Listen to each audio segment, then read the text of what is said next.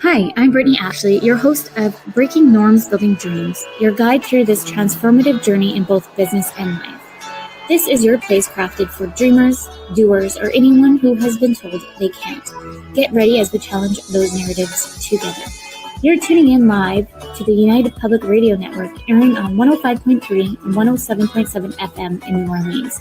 We are streaming on all the popular platforms every Monday at 3 p.m. Eastern Standard Time. Join me for a candid and thought-provoking conversation celebrating your unique journey because you are worth it. Okay, everyone. So multitasking here today because technical issues. Why I quickly filmed and shared my screen so you'll have an introduction. But hello, Happy New Year, everyone. We are back with Breaking Norms, Building Dreams. I'm your host, Brittney Ashley, and we are broadcasting live today on United Public Radio Network and UFO Paranormal Radio Network on 105.3 and 107.7 in New Orleans. So I'm so excited to be back in 2026. I know I kind of took off a little bit there. I'm excited to have my first Monday back with Anne. How are you? I'm very good, thank you. Thank you for inviting me. I'm so excited to have you today. I'm pretty excited for our conversation. That's something I know I've been such a strong advocate for my kiddos, myself. And so I'm really excited to dig in today. I'm not going to lie, I'm a little thrown off from tech issues. I have my process. We'll just do a little introduction with you. Just let me make sure. Just let me double check things that hopefully everyone can hear me okay on live. But I'll do a little short introduction with you, Anne, and then you can kind of dig in a little bit more. And then we have all our questions that you've seen prior. But it's a very open conversation. So anything that you want to share, please share with us. So everyone, please welcome Dr. Anne is a national award-winning researcher and co-founder of TRICOAST Education, where she creates equitable approaches to children's language assessments and learning support. She developed a curriculum-based dynamic assessment, which is abbreviated as CBDA, during her PhD, focusing on cultural responsive and strengths-based methods, and bridges research and practice through professional development, training, and #1 Amazon best-selling children's book to raise awareness of development language disorder, and then bracket DLD. She has presented international to education's clinics and currently completing a postdoctorate fellowship at how do you say this name? Concordia University. Thank you. Continuing to advance inclusive education. I'm so excited to have you. So much. It was a great introduction. I shortened it a little bit because I know you gave me a bigger one, but I use those for social media for us. And then I try to break it down further when we do our quick introduction, but then I always leave it to you to kind of introduce yourself. Yeah, no, exactly. I kind of gave you the long version to say, you can cut back as much as you want. I just kind of wanted to give you the information, but yeah, you kind of covered it. I'm currently completing my postdoc at Concordia, and it's kind of where I did my PhD as well. And it's really awesome because my PhD, I get to bridge that entrepreneurship aspect of TRICOAST Education. So it's super, super excited. So yes, we can dive in the origin of the CBDA. We can start anywhere, really. We can go all over. We have a long list of questions. So I know, and we have an hour today. So I'm excited to dive in. Maybe we can kind of go back and you can tell us a little bit of who you are and how you began your journey. Absolutely. So I'm from New Brunswick, so the east coast of Canada. And I would say my journey really started in my master's. I did my my undergrad in sociology and psychology, so I've always really been interested in people and relationships to people. And my parents are both educators, so we always had that education background, I would say. But it was in my master's when I had the wonderful opportunity to work with Indigenous communities across Canada. So from Alberta all the way to Labrador in Eastern Canada. And it was my job to go to these communities and assess the children's literacy and language skills. Mhm. And, I was about 23, 24 at the Oh, time, wow. and it was such an amazing opportunity. It's kind of an opportunity that very few people get to do. And so I was all wide-eyed and all ears. I was so excited to learn and to learn from these community members and the children alike.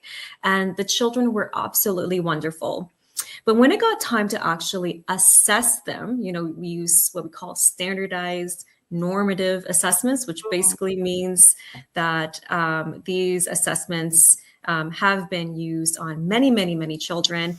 And they're used to identify what the children know and what the children do not know, and where do they fall in terms of whether they're typically developing, or maybe there's like dyslexia or language disorder or something like that. So that's why we want to assess the children's literacy and language. And when I was using these assessments, I realized that quickly how biased these assessments were. So I'll give you an example. So one of them, it was a vocabulary task. So you have pictures, and basically the child just has to say what's on the picture, but there's only one right answer. And so you take a child who's in a very, very remote Indigenous community, they might have a different vocabulary word, even if it's English for that word. So they would use that, for example, sturgeon instead of fish. But sturgeon is a type of fish, but fish is the correct answer. So the children would all say sturgeon. Yeah. Correct. But we had to mark it wrong because according to the test, we had to follow the rules. And so when you add those few instances together, their abilities and their lived experiences and their knowledges were not truly reflected in these assessments. And when, like I said, I was doing this, I was like, I feel like the children could have done better. But I kind of kept that to myself. And then, I'd have school personnel, I'd have teachers, resource teachers, speech linguist pathologists, classroom teachers come up to me and say, Anne, can you develop a culturally sensitive language assessment? Like I said, I was 23 at the time. Yeah. I was like, I have no idea what that means. But I was like, what's your concern? And basically they articulated exactly what I was feeling. It's like, we know that these assessments are not validated for our students, but it's all we have. And when those assessments are used on our entire school, we get about 75 to 80% of them labeled as having a language disorder, what we now call developmental language disorder, or DLD. So in reality, it's 7.5%, not 75. So that is huge. So you think of all the financial resources that the school has to put in for that extra intervention, or the human resources. They have to hire more people for this intervention, or the classroom teachers who have to deal with various needs. But in fact, it's not because they have a language disorder. It's just they have different lived experiences and cultural norms that are just not reflected in the assessments. Yeah. And that kept popping up, community after community after community, whether they were Cree, Dene, Ojibwe, Wolastoqey, it was everywhere. And I was like, okay, I think there's a need here. If, these communities don't even know each other and it's the same issue that's coming up. And in conjunction, I was also working in the public school system as an educational assistant in 2016. So in New Brunswick, we had our first wave of Syrian refugees. Now, if anyone knows New Brunswick, it's quite a not a very diverse province. Diversity means you're French. So when we first had a first wave of Syrian refugees, the schools, they were scrambling. Like, what do we do to really support these children who are coming to school not knowing French or English? So I was working with some of these students, and some were high flyers. They picked up the language so quickly. They had no problem, but some of them were struggling. And I said, well, what are we going to do with these? They're frustrated. You're trying to teach them. You're like, there's a barrier to their learning. Like, what's going on? And I would give this concern, and they would say, well, we have to wait and see. I was like, that did not sit well with me. I was like, I'm not going to wait till these poor children fail across the board and then act. So I was like, okay, so it looks like the Indigenous communities were being over-identified with developmental language disorder, while in the public school system, they weren't using those assessments because they know they're not validated for them. So they just do the wait and see approach. So they're under-identified. And so you get, anyone who doesn't really speak English only as a language, that's a big population. That's a lot of people. Those assessments are not truly validated for them. So that's what really motivated me to do my PhD. So I went to Concordia in Montreal under the supervision of Dr. Diane Pesco, and she's wonderful speech language pathologist. And she worked a lot with Indigenous communities as well, and with assessments. So it was a perfect fit. And it was her that she kind of put it in my mind, why don't you look at a dynamic assessment? And I had never heard of that. So I start reading about it and I said, my gosh, the answer is here. The answer is in research. It's dynamic assessment. It's not those standardized assessments that I was talking about. It's dynamic, which means that you don't really look at what the child can do versus can't do. You're looking at their potential to learn. And that's a completely different approach around assessment. And so I was thinking, my gosh, like, why isn't this everywhere? Why isn't, how come this is really only in research? And there was a few limitations as to why. So I said, if I can turn around and take those limitations, it takes longer to assess. Learning potential, what the heck is that? And how do you measure learning potential? It's such an abstract concept. So I try to make it as objective as possible. I try to make it as easy to really work with the child to identify their potential. And so all these things, I try to make it as easy as possible. And then I tested it. I want to see, hey, did it work? And it did. It was able to distinguish children who were typically developing in language versus the ones who actually did have DLD. So that's kind of where the origin of the curriculum-based dynamic assessment, or the CBDA, came from. Amazing. How did you always think that that's kind of like the journey that you wanted to kind of go along? Because it sounds like you kind of did like assistant work at school, but then you kind of saw the gaps in between and followed this journey. Yeah. If you were to ask me in high school, if this was what I was going to do, I said absolutely not, because I think like most teenagers, you don't want to do what your parents are doing. Yeah. So my mom was a resource teacher. So working with children with different needs. And my father was director of assessment and also has his PhD in education. So it's like I end up being a mirror of my parents. But the more I was working in this area, the more, like you said, there was a gap. And I kind of took it upon myself. I was like, you know what, this gap needs to be filled. If I don't do it, yes, someone else will do it, but when? And you know what? Children are struggling right now. They've struggled for years. And I'm a person that I always want to help. I always kind of see the odd duck and I want to help them. And so I was like, all right, there's a gap that needs to be filled. Let's do it. And it was a lot of work. It was doing it during COVID, which made things very, very difficult, especially working with children, a lot of restrictions around that. So it actually delayed me a year. So if anyone did their PhD, it's a mental load. So during COVID was a whole other thing, but that's a whole other story. Yes. Well, too, I think maybe it helped you when your parents were doing it, because it just fascinates me now that there's all these different career choices out there that I wish I would have had like the opportunity to understand it so much more in the high school setting, because they're like, okay, you're done now, go off. And it's like there's so many different avenues that you could go. And so having your parents probably just in that kind of realm, you could kind of see a little bit more what they do.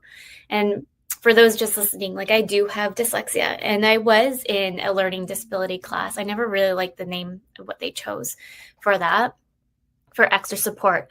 And I always wondered, like, I guess because I was going through it, I never even put two and two together of what kind of support they're actually helping me with in a way. It was just felt like it was like, oh, like, because I got classified as the dumb kid. So go into this class because X, Y, and Z. So I think if I would have had like another version to look out, I'd probably been like, oh, I would love to do this too, because I am such an advocate on getting assessments and just making sure that we really support kids in different levels and like figuring out at the end of the day, what is your strength?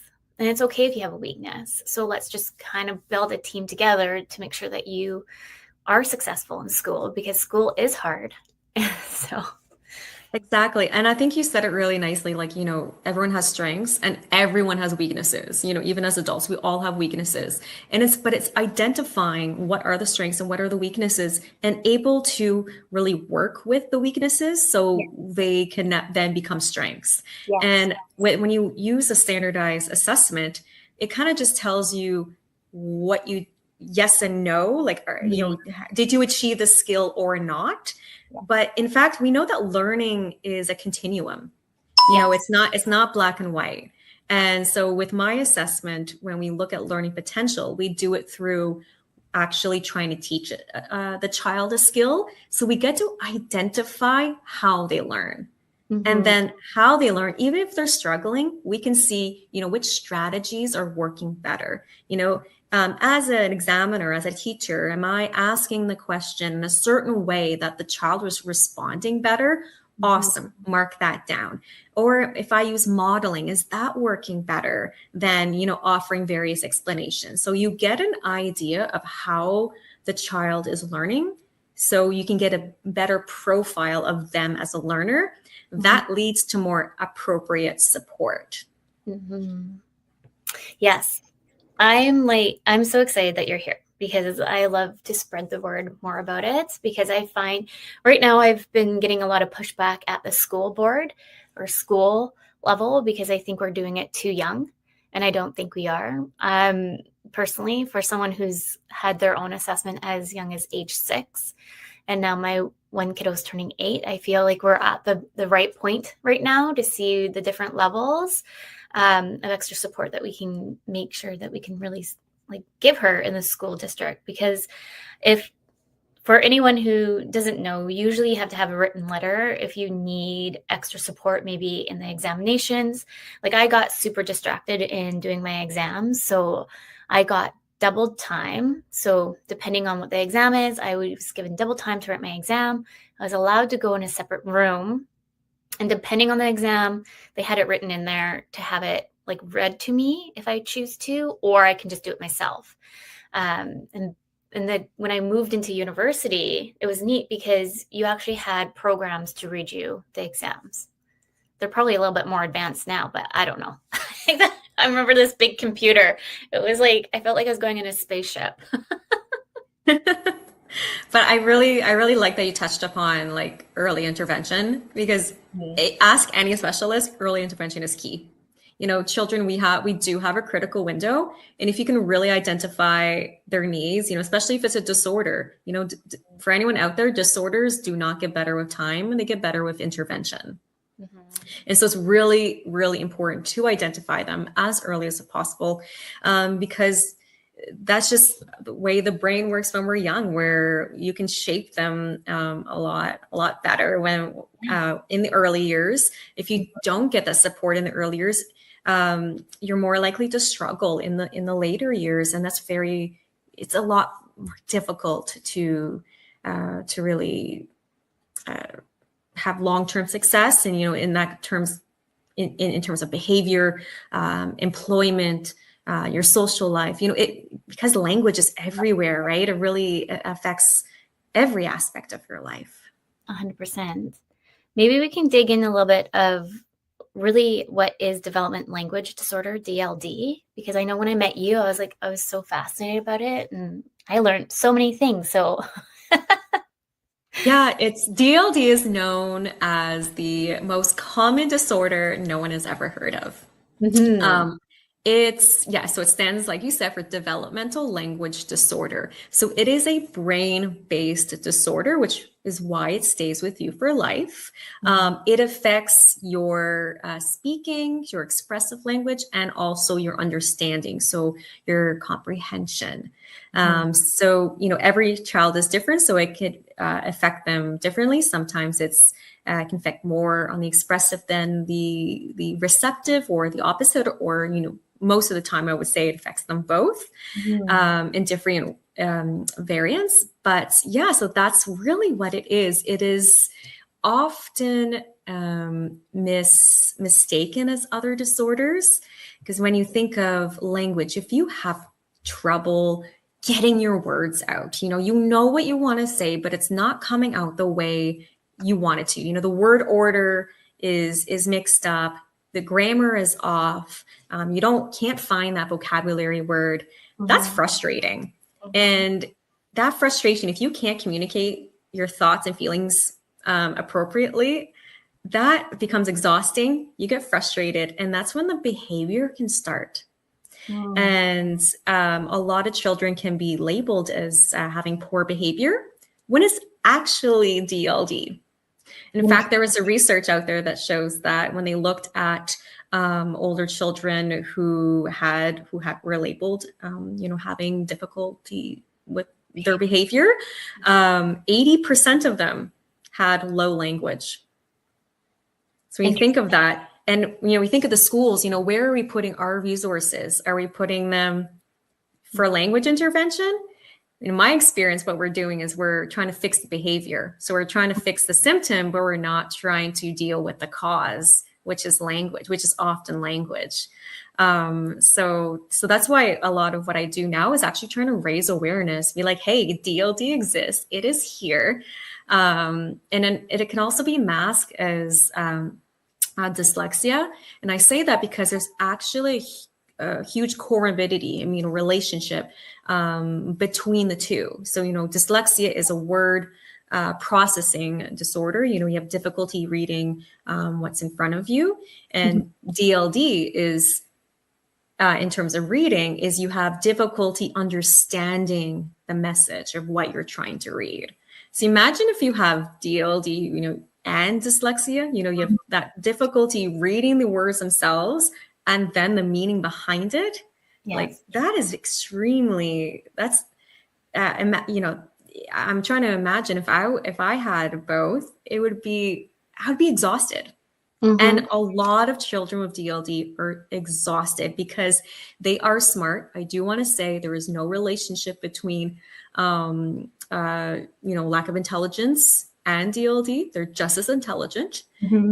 But oftentimes children with DLD have to work twice as hard because they're trying to understand the meaning behind it, or they're trying to get their words out. So their brain is going and going and going. So at the end of the day, they are exhausted. And often we can label them as, oh, you're being lazy, or you're tired because, oh, you're not trying, but their brain, they're just burned out.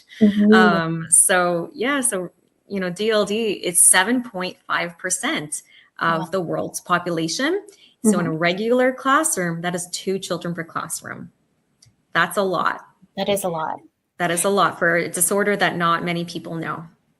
Yeah. I was just going to say, because I was diagnosed with dyslexia, and we're going through like that journey for the kids. And so like I think I told you, because when you speak, I'm like, I wonder if my son has this a little bit, because like we've been working a lot with his language and speech therapy and all the things. And we've been having like such a hard time for him to switch from I to, like, he always said me versus I, and the grammar. And then it's just kind of like, oh my goodness. So I've always found this like super fascinating, because I've only ever heard of obviously dyslexia and ADHD and how they correlate. Yeah. And same with DLD and ADHD, there's a high correlation as well. So it is difficult to really decipher, what is it, and if there are correlations between, ADHD, dyslexia, and DLD, how can we really identify them and then give them the appropriate support? If we just look at them for dyslexia and ADHD because they're more well known, and they're not identified for DLD. And if they have it, all right, you're getting, support for ADHD, you're getting support for your reading. But if you don't get that language support, your intervention can only go so far. So that's why it's really, really important to look at language. Could it be language is what I always try to tell people, is to kind of keep in the back of their mind, is could it be language? I like that, because I find like, even for me, like processing, and I'm like, because I know I met you last year, and now I'm like, because we have all these different assessments coming through. So I'm like, maybe do I bring, even when I talked to the children's health unit here, they were like, I've never heard of it, like some of them. So I was like, I get really like, let me bring paperwork to you. Yeah, I mean, they might, like, the people who would know would be speech language pathologists, because that is their job. They are the language experts. I do want to say maybe there is a chance that they know it under a different name. Okay. DLD, or developmental language disorder, has only been solidified as a term since 2017. So that's 9 years. So before that, it was known as specific language impairment, or SLI. Yeah, so if you would have heard that, that's about it. They changed a little bit of the criteria of what that means based on there was like catalyse studies, what they called it is all these professionals came together, really solidified, all right, this is what DLD is. But yeah, so the term is really only 9 years old, which is a reason why we need this awareness. So everyone, whether you're a doctor, a parent, a teacher, a community member, a child, you know what DLD is. To really, when we think 20 years ago, not many people knew what dyslexia was, but now everyone has an idea. They might not know exactly, but they kind of have an idea of what dyslexia is. So we want DLD to have that same amount of awareness. But yeah, I agree. Because I feel like when just all the conversations I do have, right, with just doing all these different assessments, or just conversations of making sure we have some things in place before we go for the assessments, not once has it ever been brought up to me. So it's usually dyslexia, ADHD, ADD, and anxiety.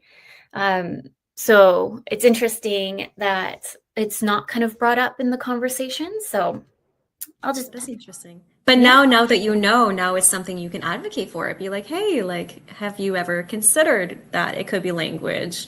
That's to start a conversation. If they never considered it, then, I mean, it could be a start to, you could teach them something. Yes. Yeah. It's funny because they're always like, what do you have for me today? I think that shows you're a good parent. Well, thank you for sharing that. I love, maybe you have some input on what is kind of the age bracket, because I know like there's a lot of conversations, and I know I push back on that, but I would love to hear from you what you can kind of say on when someone, because I know you said early intervention, but what does that look like? Because early intervention can range in so many different ways. Yes, no, that's a really good fact. So I just want to say I am not a speech language pathologist, so I do not diagnose children. My assessment is more of like risk level. But going back to early intervention, that can mean so many things are different depending on your needs. I would say a rule of thumb for DLD is about age 5. In terms of diagnosing, you can give them intervention if you see they're struggling, but before the age of 5, sometimes it's unclear whether it's a delay, which means that they just need extra help and they will catch up, versus DLD, which will require like more long-term, more intensive intervention. So in terms of DLD diagnosis, and then trying to apply some good intervention strategies around the age of 5. So you're talking school age children, essentially, which reflects my assessment. We start at the age of 5. Okay. Yeah. And I think that's about like just starting to like, I started my daughter, for example, in before like kindergarten. They did a pre-assessment, and then I've just been piling all my documents up. So then we have like a full analysis than just like grade 1 or 2. Like I've been really advocating for us to get like these different like tutors of what they see and all the things in between, so we can get like a really good assessment when we go forward, which we're going for this year. So I'm super excited. Actually, the Métis is helping us. We got a grant for that, so I'm very appreciative of them. Absolutely. So we can actually get this going as well. But yeah, no, I'm super excited for us to talk about this because it's a conversation I think that is so important. And that's the one thing that I always advocate for as well, is that no one's stupid, that we're all worthy to be here, of whatever who you look like and your beliefs and all the things. So it's just having that space and that safe space, I think, is really important. No, exactly. It's kind of with all of my experience, working with children from diverse backgrounds, particularly like multilingual, and then you add the ones who have DLD, seeing them not get the most appropriate support, or the best practices, that's inequality right there. And I was like, that's, every child deserves high quality education, whatever that may look like. And so that's why I'm doing what I'm doing, because like you said, like, everyone deserves to be seen and to be valued and to be on the same level playing field. Yes, I agree. We're already halfway through. Oh my gosh. I know. So anyone who's just tuning in, welcome to Breaking Norms, Building Dreams. We're live on the United Public Radio Network and UFO Paranormal Radio Network, 105.3 and 107.7 in New Orleans. I told you it would go fast. See, I haven't even looked really at the question. But maybe you can talk a little bit about what you do offer at TRICOAST Education, just so that everyone can understand there. And I know you have your books, so I want to make sure we make room for those other ones too. Perfect. Yes. So after my PhD, when I was like, okay, I have this assessment. Now, what do we do with it? I knew I didn't do this PhD in vain. I wanted to do something to give to others. So we put the assessment on an online platform, and we translated and made sure it was validated in French. So all of our offerings, whatever we do, French and English.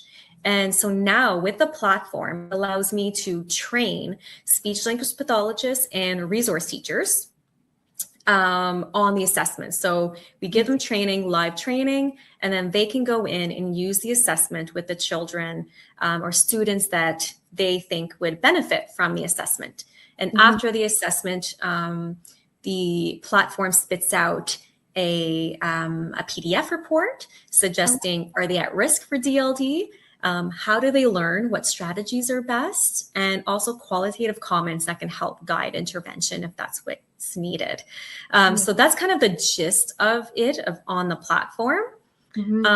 We also do professional development, so we can work with school districts or school boards throughout an entire school year, so we can help raise awareness for the entire school personnel, and then also work with the people that we train. So like I said, the speech language pathologists and resource teachers, provide them professional development throughout the school year.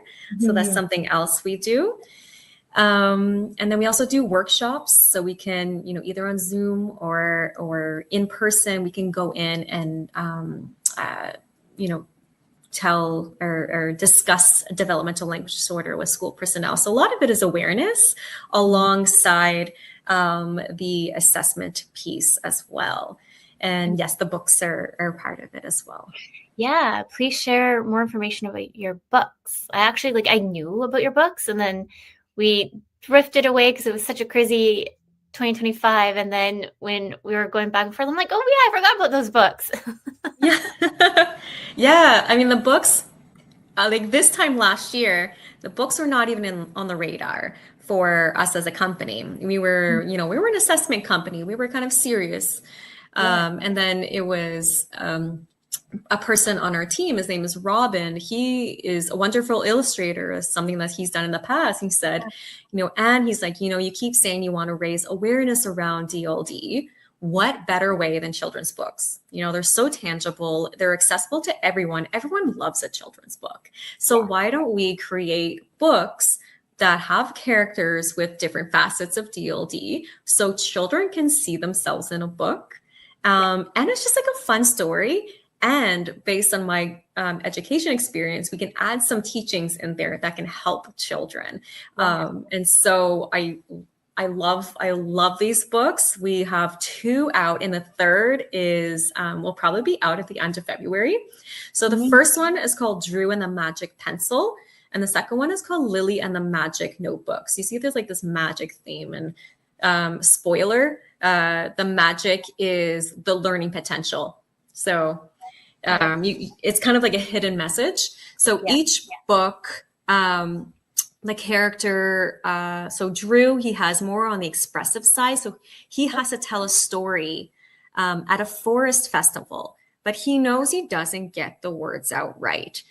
So he finds a magic pencil and realizes that, oh, I can draw really well with this magic pencil. Then he realizes, oh, like with my drawings, I think I can get my story out in a way where people can understand me. And this is a way that, you know, it is right for me.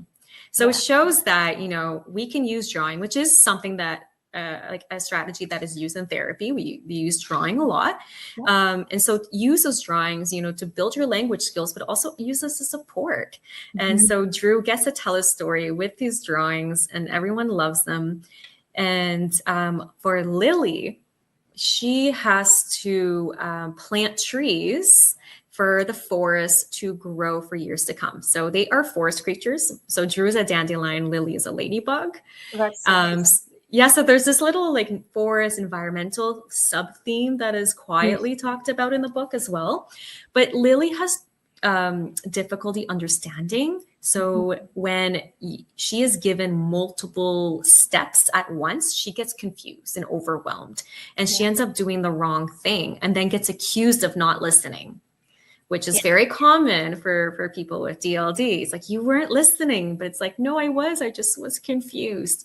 And so Lily is given a magic notebook, and she learns that she can write the steps down in order to help her organize her thoughts. And in conjunction, she learns how to advocate for herself. So, you know, we always say, you know, if you don't understand, just raise up your hand and say, hey, I don't understand. That's a big ask, especially if you have difficulty speaking. So in this book, we actually give you concrete examples on what you can say. So Lily will say, can you repeat that, please? You know, so you know, if a child with DLD is reading this and say, okay, now I know what to say in class if I'm struggling. So all the books, both of them have mantras. So Drew is breathe, wait, take your time. The words will come. You'll be just fine. So even with children who have ADHD, I've had a lot of parents buy this book for children who have ADHD because it helps them regulate, you know, calms them down. It's like, all right, now breathe, wait, you take your time. Okay, now we're good to go. Because we know children can't learn if they're not regulated. Yeah. So regulate, self-regulate, and then we can learn.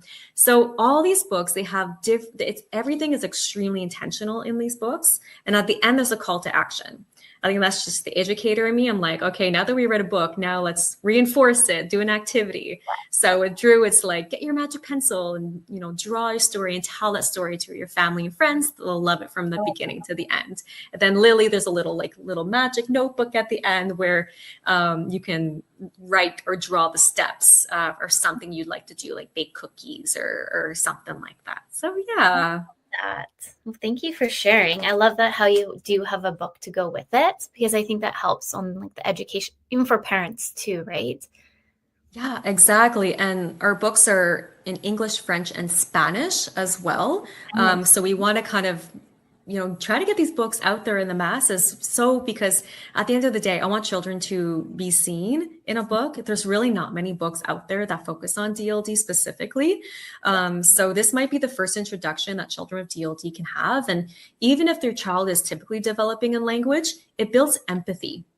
So see like, okay, just because this child is speaking a little differently, it doesn't mean they're weird. It just means maybe they have DLD and they're trying really hard. Yes. Oh, I like this. And the pictures are stunning. With the Yeah. That's I mean, that's all Robin. He's wonderful. He really wanted the drawings to be vibrant, they are. very attractive. And as we do more books, they become more sophisticated, and there's a Yeah. few like things you can see in the background. So if you want to do guided reading with your child, you're asking them questions about the book. There's so much going on in the background that you can discuss to kind of promote literacy and language within, just what can seem like a simple children's book can actually be very, very rich in multiple ways. I love that. No, it's stunning. Like when I remember when we were first talking and I came across the books, I'm like, oh, I love like the colors and everything about it. Like, I know I want to read it. Amazing. And then you have it looks like you have some PDF downloads as well on your website too. Yeah, absolutely. So again, it's that educator in me. We have parent guides and teacher guides, about 2-pagers, so very manageable, that you can download on our website if you have the book. So we have one for Drew, one for Lily. And so it talks about, how to introduce the topic of developmental language disorder with your child, in a child-friendly way. And then also some questions that you can ask about the book. If you had a friend like Drew, what would you do if they were struggling to get their words out? Just to have a nice conversation around it. So yeah, those are absolutely free to download on our website. And yeah. I think it turned off when I was sharing the screen. Amazing. Well, thank you so much for sharing your books. I'm so excited to actually dig in and read it for myself. And I'm going to share it with some of the individuals that I already work with, because I've been at the Queen Alexander for, it's kind of crazy to think, but almost 8 years, to be honest, with both kids. So I always like to share things that I've learned along the way. So I'm excited to kind of like pass along the books too with them as well. And anyone listening, go take a look for sure. Yeah, they're on Amazon, or if you can order them at your local bookstore as well. Amazing. I know you have a great team behind you as well. Did you want to share a little bit about your team? Yes. I always get smiles when I say this, but TRICOAST Education is a father-daughter duo. It was actually my dad who came up with the concept of, hey, let's put our heads together and start a business. I never thought I'd ever end up being in business. So he kind of gave me that push and the idea of, let's put the assessment on a platform and make it easy for the users. And so we work really, really well together, I think, because we have similar experiences. And so that's been really, really enriching as well. And he's worked in the school system as well and for international committees as well. So he has a lot of experience that really helps me, with whoever I'm talking to, whether it's a school administrator or a government body. And he really helps me out with that. And he's bilingual as well. He's from Quebec. And Robin, he's kind of a multimedia design expert. He is kind of he designed our logo last year. So everything in our logo is extremely intentional, with the little speech bubble to the light beacon, everything, or kind of ocean, a TRICOAST. When you think, well, what the heck is TRICOAST? TRICOAST Canada, we have 3 coasts. We have East, West, and North. Yes. And the reason behind it, behind the name, is that, when we think of Canada, we like to consider ourselves as inclusive, welcoming, we take care of each other. And so those are the values that we like to, that we have are very, very dear to our heart at TRICOAST. And that we like to, coast to coast to coast, TRICOAST.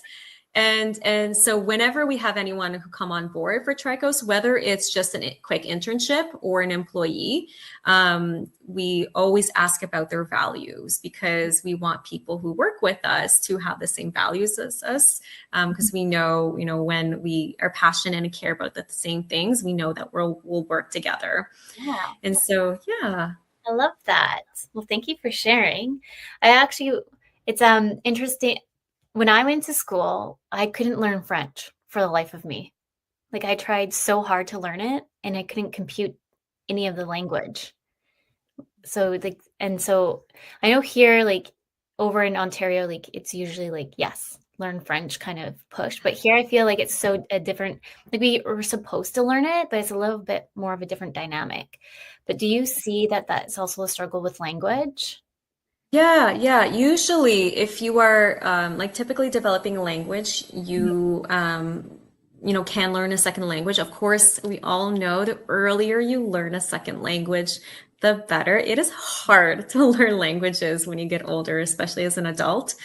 But if you are struggling with language, and dyslexia is part of that as well, because if you have a difficulty trying to read in your first language, you're going to struggle in your second language as well. So that just makes language learning more difficult. I think a big part of it is also exposure. For me, I was extremely lucky. My father's French, my mother is Anglophone. So okay. I always speak and always spoke French with him, and always English with my mom. And I grew up in a French school because I lived in a more English community. So I was very much exposed to both every single day, which helped me from, the very beginning.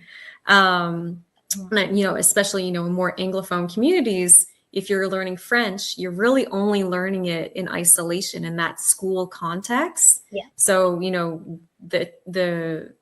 the scenarios and the language you're using is probably more academic anyway. Is it really relevant to, you go out with your friends or go out in the community? You're like, oh, wait, the French that I'm learning at school is a bit different than everyday language. And so that is a struggle when you're not exposed to the language in various contexts. So that itself will make it more difficult. Yeah. And even too, like, we only have one French immersion school here, which is probably not normal when you go towards Ontario. Quebec, Yeah. And in New Brunswick, it's, we're the only official bilingual province. And so it is an expectation that, not an expectation, I shouldn't say that, but I would say a large majority of students are in French immersion. I was in full hardcore French. There's no English. We were not allowed to speak English at all. Wow. Yes. It's so funny to look at different provinces and how that's kind of so dynamic and different in different ways. Like, and even to here, like, you're not even guaranteed to get in because of how much of a wait list it is. So, and it's just interesting to see like the different provinces and how it's all slightly different. Oh yeah, absolutely.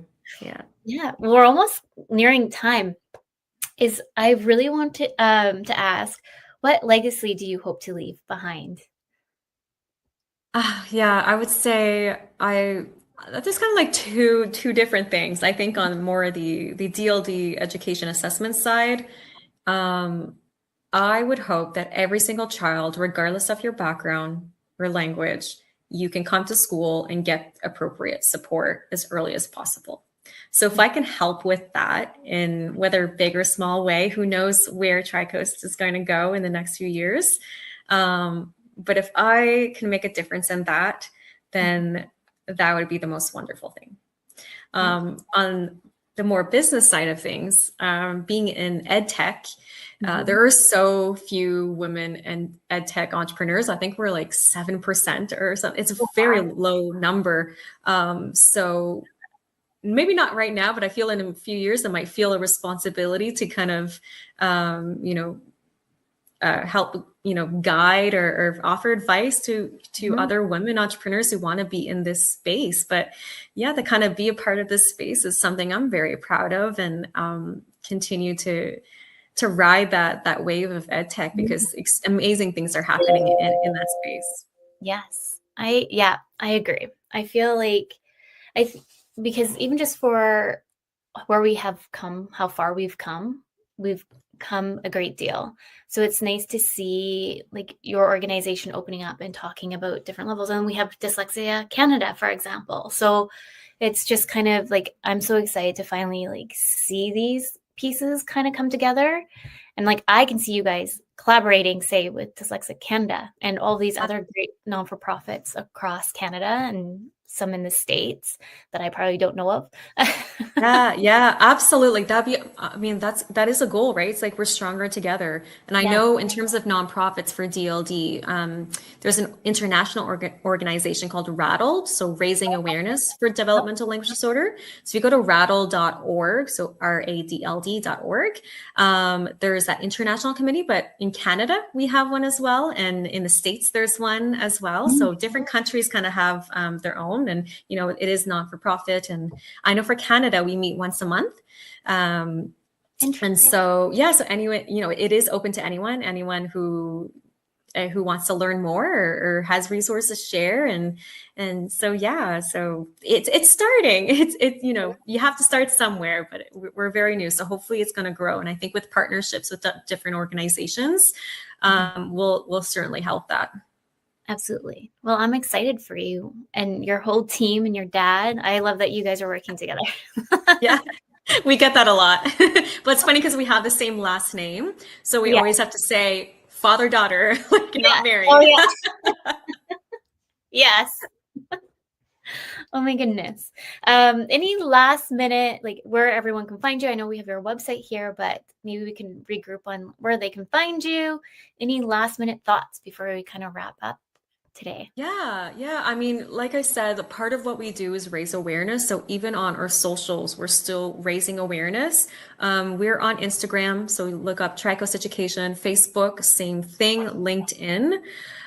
We also have a newsletter that, we get 4 times a year, but it's packed with good information and free resources. So whether you're a clinician, speech language pathologist, teacher, or parent, there is something for you. So we encourage you to go on the website and sign up for the newsletter. It should be a little pop-up. And just be part of the TRICOAST community. There's so many good things coming up, like our 3rd book is going to come out, and our 3rd character, Sammy Salmon, is going to be the hero of that story. So if you're interested in learning when that's going to come out, you certainly follow us on our socials. It's going to be there. And we still try to give tidbits and little different campaigns on how to raise awareness. Not only what we're doing on the daily, but we're still trying to raise awareness on our socials as well. Love it. And I know, Heidi, you've been like messaging us. Thank you for listening. My brain being back into the groove of things only wants to like focus on the conversation. Tech issues today. My brain's like even more like, can't pivot. It's all good. You did great. Well, I'm so excited that you came on the show today and just shared so much about who you are and on development language disorders, because I think that's something like such a passion of mine to kind of have this as an open field so we can have more conversations on dyslexia, ADHD. And when I found out about DLD, I was like, yes, you're coming on the show.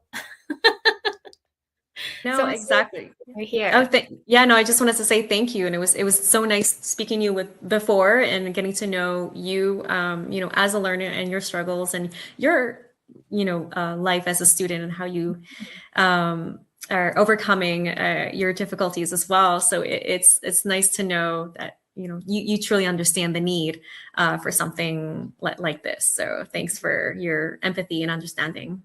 Yeah, thank you. And then any parent out there listening, just say, question if your kids are feeling like they're struggling, just get curious and start asking curious questions and ask why.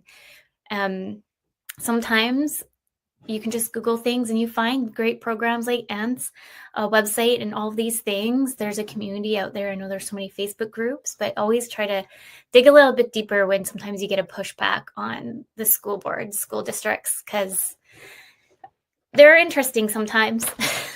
We have some ways to go. I'll leave it at that. But with that, thank you so much for coming on the show and all our listeners. Please tune in to Breaking Norms, Building Dreams next week. And a big thank you to United Public Radio Network and UFO Paranormal, can't even talk right now, UFO Paranormal Radio Network. And with that, everyone, remember your journey is unique and your worth is unquestionable. Thank you.